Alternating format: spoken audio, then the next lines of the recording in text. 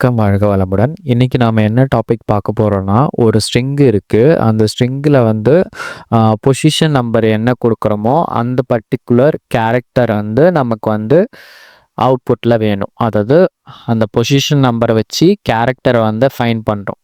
So அதுதான் இன்னைக்கான டாபிக்கு. So வாங்க இதுலயுமே வந்து 2 மெத்தட் வச்சு யூஸ் பண்ணி பார்க்க போறோம். ஒண்ணு வந்து பாயிண்டர் கான்செப்ட் யூஸ் பண்ண போறோம். இன்னொன்னு வந்து ரெஃபரன்ஸ் கான்செப்ட் வந்து நம்ம யூஸ் பண்ணி பார்க்க போறோம். ஸோ இந்த 2 மெத்தட் பார்க்கலாம். ஸோ ஃபர்ஸ்ட் எடுத்தோடனே நம்ம ஆஸ் யூஷுவல் ஸ்டாண்டர்ட் ப்ராஜெக்ட் நான் கிரியேட் பண்ணிக்கிறேன். ஸோ என்ன நேம் வேணுமோ ப்ராஜெக்ட் நேம் கொடுத்துட்டு ப்ரோக்ராம், அதாவது பிஎல்சி ப்ரோக்ராமிங் லாங்குவேஜ் வந்து செலக்ட் பண்ணிக்கிறோம். நம்ம எஸ்டி தான் யூஸ்வலாக செலக்ட் பண்ணுறோம். ஓகே, அடுத்தது வந்து அப்ளிகேஷன் ரைட் கிளிக் பண்ணிட்டு பிஒயு க்ரியேட் பண்ணிக்கிறேன். இப்போ வந்து நம்ம பாயிண்டர் வச்சு ஃபஸ்ட் பார்த்துடலாம். ஸோ அதனால் பாயிண்டருக்கு வந்து ஷார்ட்கட்டாக பிடிஆர்னு கொடுத்துட்டேன். கேரக்டர் வந்து ஃபைண்ட் அவுட் பண்ண போகிறோம். அதனால் கேர்.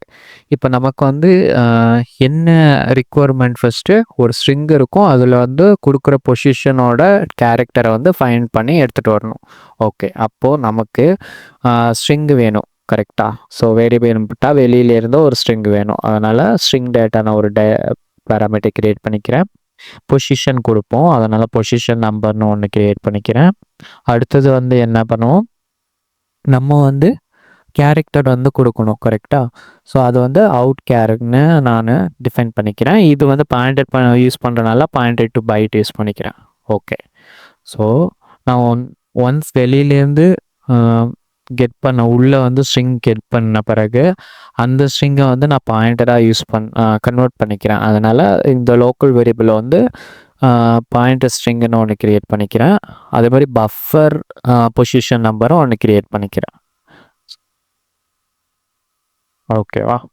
ஸோ அது மேலே இருக்கிறதும் பாயிண்டர்னால அந்த ஜஸ்ட் பிடிஆருங்கிறத ஜஸ்ட்டு நான் வந்து அந்த டேக் கூட நான் வந்து மென்ஷன் பண்ணிக்கிறேன். ஸோ அப்போ வந்து நமக்கு கன்ஃபியூஸ் ஆகாது. ஸோ வெளியே வந்து கால் பண்ணுற இடத்துலையும் இது வந்து பாயிண்டர் அப்படின்னு தெரிஞ்சிச்சுன்னா நம்ம எப்பயுமே பாயிண்டர் லிங்க் பண்ணும்போது ஏடிஆர் யூஸ் பண்ணுவோம். அதுக்காக ஜஸ்ட்டு நான் டேக்லேயே பிடிஆர்னு ஜஸ்ட்டு மென்ஷன் பண்ணிக்கிறேன்.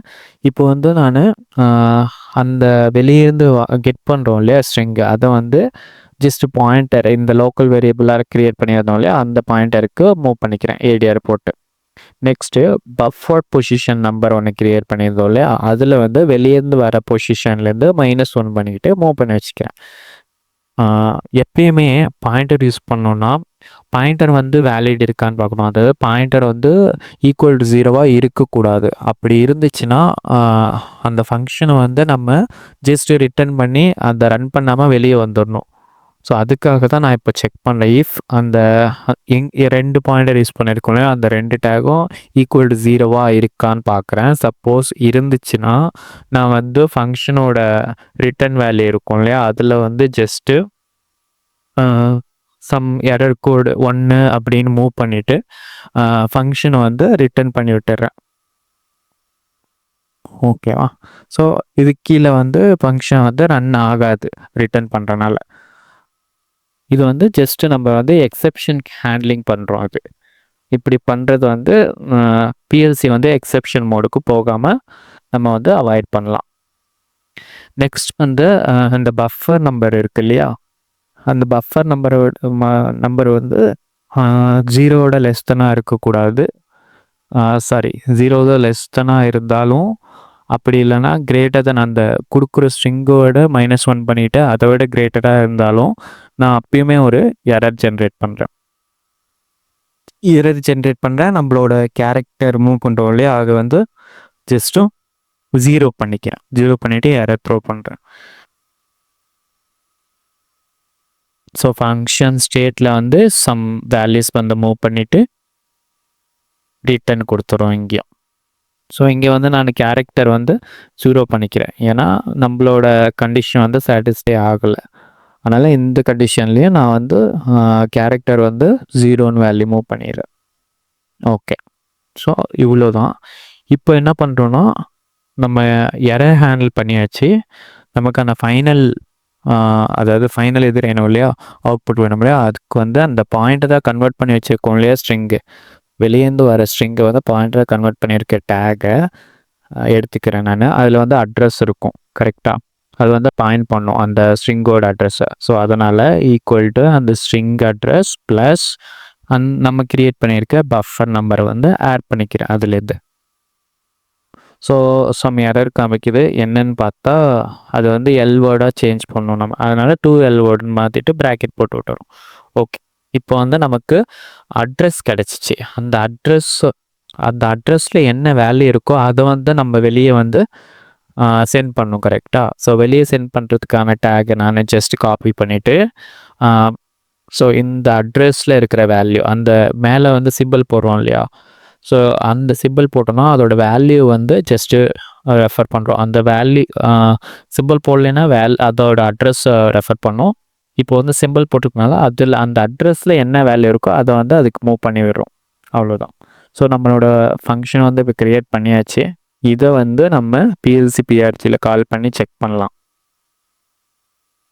ஓகே, நான் ஃபைண்ட் பண்ணிக்கிறேன். ஃபைண்ட் பண்ணி செலக்ட் பண்ணிக்கிறேன். சர்ச் பண்ணி என்னோடய ஃபங்க்ஷன் செலக்ட் பண்ணிக்கிட்டேன், வந்துடுச்சு. இப்போ வந்து நமக்கு தேவையான வேரியபிள்ஸ் க்ரியேட் பண்ணோம் இல்லையா, ஸ்ட்ரிங் டேட்டா, ஸ்ட்ரிங்கு கொடுக்கணும், பொசிஷன் நம்பர் கொடுக்கணும், தென் அவுட்புட் கேரக்டர் நமக்கு வரும் இல்லையா கேரக்டர், அது வந்து அதுக்கு ஒரு டேக். ஸோ இது ஸ்ட்ரிங்கு, பொசிஷன் வந்து இன்டீஜராக கன்சிடர் பண்ணியிருக்கோம். அடுத்து வந்து கேரக்டர் வந்து ஸ்ட்ரிங் ஆஃப் 1, அதாவது ப்ராக்கெட்டில் வந்து சிங்கிள் நம்பர்னு போட்டுக்கலாம், அவ்வளோதான். ஏன்னா சிங்கிள் கேரக்டர் தான் நம்ம சைண்ட் அவுட் பண்ண போகிறோம்.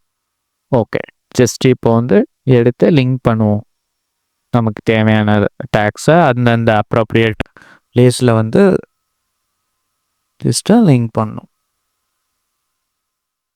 ஸோ கடைசியாக இருக்கிறது வந்து அதாவது கேரக்டர் வந்து நம்ம என்ன பண்ணணும்னா ADR பண்ணணும். ஏன்னா அது வந்து பாயிண்டர் டு பைட் இருக்குது. அந்த பாயிண்டர் எப்பெல்லாம் வருதோ அப்போ வந்து ADRங்கிற கீவேர்டை நம்ம யூஸ் பண்ணணும். ஸோ யூஸ் பண்ணியாச்சு.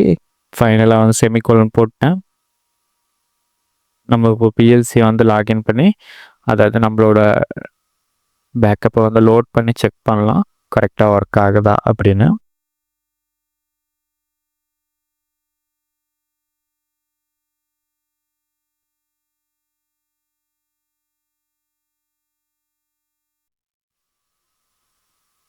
PLC ஸ்டார்ட் ரன் மோட் போட்டாச்சு. ஓகே, இப்போ வந்து நம்ம ஸ்ட்ரிங்கில் வந்து நேம்ஸ் வந்து கொடுக்கலாம். ஓகேவா, ஸோ டெஸ்ட் மை கோட் அந்த மாதிரி ஜஸ்ட்டு ஏதோ ஒன்று கொடுத்துக்கலாம் நம்ம.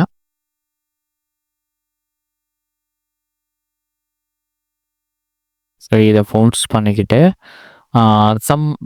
எந்த பொசிஷனில் இருக்கிற வேல்யூ வேணுங்கிறத ஜஸ்ட் நான் 1ன்னு கொடுத்துட்டு இது பண்ணால் இப்போ எனக்கு வந்து அந்த கேரக்டரில் வந்து டீன்னு வந்துடுச்சு.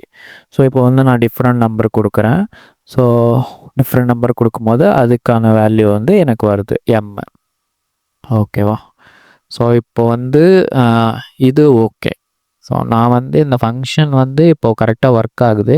சப்போஸ் ஃபங்க்ஷன்லேயே சம் இஷ்யூஸ் இருந்துச்சுன்னா என்ன பண்ணுறது அப்படிங்கிறதுக்கு பார்க்கணுன்னா, மானிட்டர் பண்ணணுன்னா, நான் இன்னொரு வந்து ஃபங்க்ஷன் ஸ்டேட்டுன்னு ஒரு வேரியபிள் கிரியேட் பண்ணிட்டு அது வந்து ஜஸ்ட்டு கீழே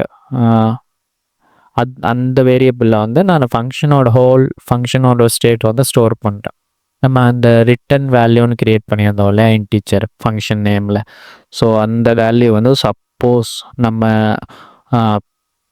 அந்த லெஸ் தென் அதாவது ஸ்ட்ரிங்கோட லென்த்தோட அதிகமாக போச்சுன்னா நம்ம எரர் ஜென்ரேட் பண்ணுவோம். அப்போது வந்து ஃபங்க்ஷனோட ரிட்டன் வேல்யூவில் சப் வேல்யூஸ் கொடுத்துருந்தோம்.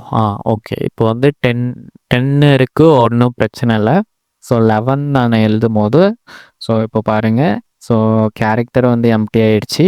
தென் அது வந்து 2ன்னு காமிக்குது. 2னா அதாவது நம்ம எரர் ரிட்டன் வேல்யூ க்ரியேட் பண்ணியிருந்தாலும் அது சம் எரர், அதனால் ஃபங்க்ஷனில் வந்து எரர் இருக்குதுன்னு காமிச்சிட்டோம். ஓகே, ஸோ இது கரெக்டாக ஒர்க் ஆகுது. இப்போ இன்னொரு மெத்தட் பார்க்கலான்னு சொல்லியிருந்தேன் இல்லையா, அதை வந்து பார்க்கலாம். அது என்னென்னா ரெஃபரன்ஸ் யூஸ் பண்ணி பண்ணுறது. அதனால் நேம் வந்து ரெஃபரன்ஸ் கேர்ன்னு கொடுத்துக்கிறேன். சேம் இங்கே என்னது, சேம் ஒரு ஸ்ட்ரிங் டேட்டா வேணும், பொசிஷன் நம்பர். இங்கே வந்து டைரெக்டாக ஸ்ட்ரிங்குன்னு டிஃபைன் பண்ணாமல் நான் வந்து ரெஃபரன்ஸ் டு ஸ்ட்ரிங்குன்னு யூஸ் பண்ண போகிறேன். ஸோ ஜஸ்ட்டு ரெஃபர் பண்ணோம் ஒரு ஓகேவா. ஸோ ஸ்ட்ரிங்கை யூஸ் பண்ணிக்கிறோம். அடுத்தது பொசிஷன் நம்பரு,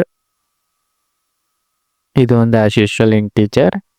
அடுத்தது வந்து என்ன யூஸ் பண்ணுவோம், கேரக்டர், அதாவது நம்ம எந்த கேரக்டர் கண்டுபிடிச்சோமோ அதை வெளியே அனுப்பணும். அதனால் இது வந்து ரெஃபரன்ஸ்னால ரெஃபரன்ஸ் கேரக்டர்னு அவுட் கேரக்டர்னு கொடுத்துக்கிறேன். Reference to string bracket 1.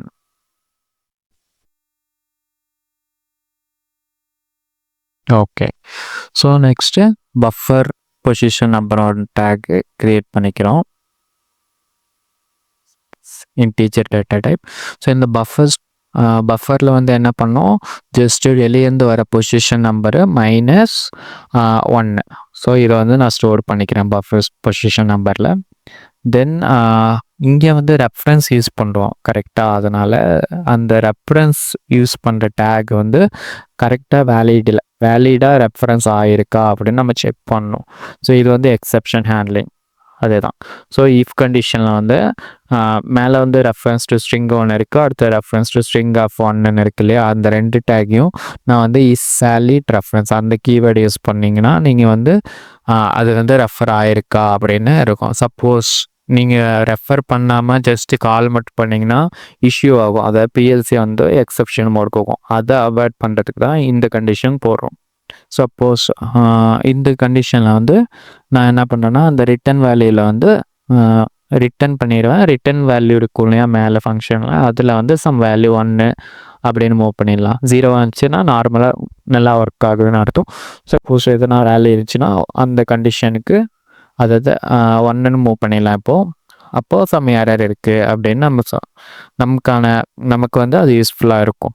ஓகேவா? ஸோ இப்போ வந்து இது கிரியேட் பண்ணுறோம். நெக்ஸ்ட் என்ன செக் பண்ணோம், அந்த பஃபர் நம்பர் வந்து <0, அதாவது வெளியேருந்து கொடுக்குற பொசிஷன் வந்து <0 இல்லாமல், அதாவது பஃபர் வந்து <0 இருக்கக்கூடாது.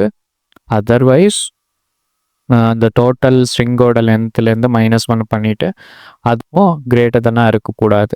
அப்படி இருந்துச்சுனாலும் நான் வந்து எரர் த்ரோ பண்ணும். ஸோ அதனால் அந்த டைமில் என்ன பண்ணுவேன்னா, நம்ம அந்த கேருக்கு வேல்யூ கொடுப்போம் இல்லையா, அதை வந்து நான் 0 பண்ணிவிட்டு அகெயின் ரிட்டன் வேல்யூவில் வந்து ஆல்ரெடி நம்ம 1ன்னு மூவ் பண்ணிட்டோம். இது டேரக்ட் கண்டிஷன், அதனால் 2ன்னு மூவ் பண்ணிவிட்டு ரிட்டர்ன் பண்ண போகிறேன். அவ்வளோதான்.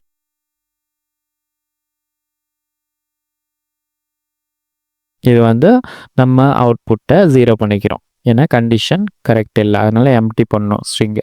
ஆனால் 0 பண்ணிவிட்டு அகெயின் அந்த ரிட்டன் வேல்யூவில் வந்து 2 வேல்யூ மூவ் பண்ணிக்கிறேன். ரிட்டன் இங்கேருந்து சப்போஸ் இது எரராக இருந்துச்சுன்னா இதுக்கப்புறம் கீழே இருக்கிற கோடு எல்லாமே ரன் ஆகாது. இங்கேயே ரிட்டன் ஆகிட்டு வெளியே வந்துடும் ஃபங்க்ஷனை விட்டு.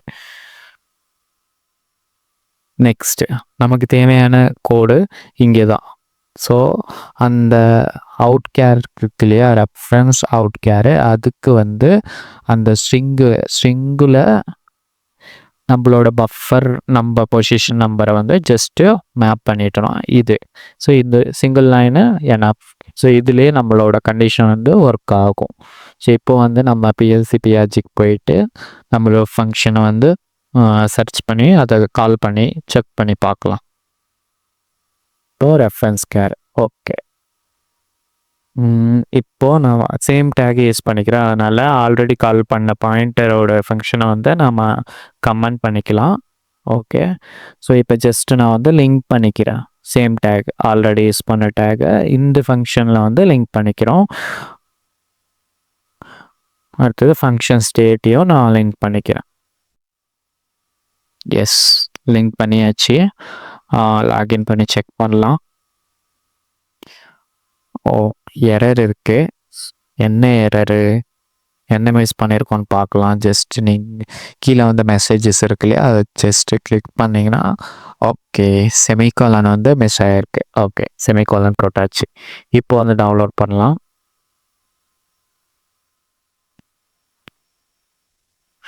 எஸ், டவுன்லோட் ஆகிடுச்சு.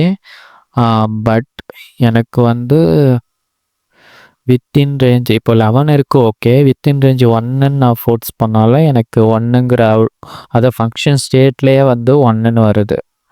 ஸோ எங்கேயும் மிஸ்டேக் இருக்குது. ஓகேவா? ஸோ ஓகே, லாக் அவுட் பண்ணிவிட்டு என்ன ஏறன்னு பார்க்கலாம். இங்கேயும் இன்னொரு மிஸ்டேக் பண்ணியிருக்கோம். கேருங்கிறது ஆக்சுவலாக சம் கீவேர்ட் போல், அதை நம்ம யூஸ் பண்ணக்கூடாது. அதனால் சம் அதர் நேம் வந்து அதுக்கு கொடுத்துக்கலாம் கேருக்கு பதிலாக. ஸோ அவுட் கேர்ன்னு கொடுத்துக்கிறேன். இந்த அவுட் கேரை வந்து லாகின் பண்ணுறதுக்கு முன்னாடி கீழே வந்து யூஸ் பண்ணிக்கணும். அதை ஃபங்க்ஷனில் வந்து லிங்க் பண்ணணும். லிங்க் பண்ணியாச்சு. இப்போ லாகின் பண்ணி செக் பண்ணலாம். ஆக்சுவலாக நம்ம வந்து ஃபங்க்ஷன் ஸ்டேட் வந்து 1ன்னு வந்துச்சு. 1ங்கிறது எப்போ நம்ம மூவ் பண்ணோம், எப்போல்லாம் வேலிட் ரெஃபரன்ஸு இல்லையோ அப்போ வந்து மூவ் ஆகணும். கரெக்டாக? ஸோ ஃபங்க்ஷனுக்குள்ளார ஓகே. நான் வந்து வேலிட் ரெஃபரன்ஸாக இருக்கும்போது மூவ் ஆகும்னு போட்டேன். ஆக்சுவலாக நாட் போடணும். ஓகே, மிஸ்டேக் அதுதான். இப்போ நாட் போட்டிருக்கோம். இப்போ வந்து நம்ம லாகின் பண்ணி செக் பண்ணலாம் ஒர்க் ஆகுதாங்க.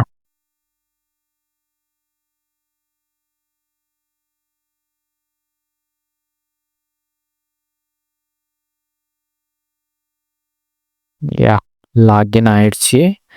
எஸ், இப்போ வந்து நமக்கு அவுட்புட்டில் வருது. 1ன்னு கொடுத்தா டி வந்துடுச்சு, அதை 10 கொடுத்தா இ வந்துடுச்சு. ஓகே. ஸோ ஓகே, நம்ம ஃபங்க்ஷன் வந்து ப்ராப்பராக ஒர்க் ஆகுது. ஸோ இந்த வீடியோ வந்து உங்களுக்கு பிடிச்சிருக்கும், புரிஞ்சிருக்கும் நம்புகிறேன். வீடியோ பிடிச்சிருந்தா நம்ம சேனல் வந்து சப்ஸ்கிரைப் பண்ணுங்கள். ஸோ லைக் பண்ணுங்கள். ஸோ சப்போர்ட் பண்ணுங்கள் கைஸ். தேங்க்யூ. ஸோ ஃபர்தர் வீடியோஸில் பார்க்கலாம்.